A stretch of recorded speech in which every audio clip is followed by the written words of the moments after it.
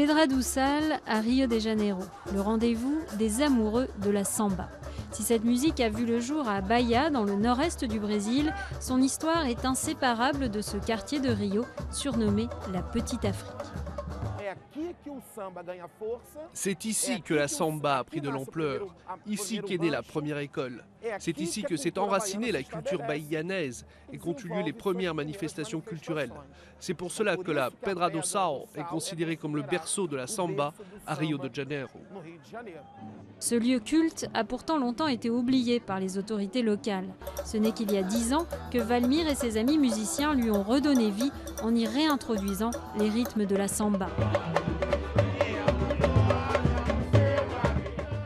L'entrée est libre. Dans le public, un mélange de touristes et de carioca, les habitants de Rio, comme Claudio, un habitué des lieux. Quand j'écoute la samba, c'est différent de tout autre rythme. J'éprouve une sensation de bonheur, d'harmonie.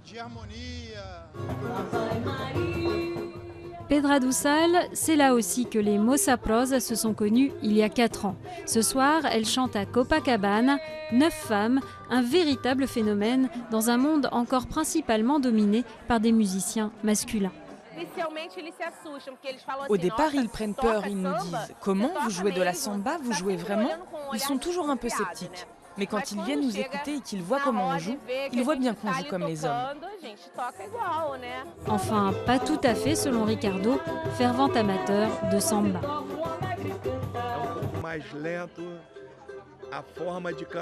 C'est un peu plus lent, la manière de chanter est différente.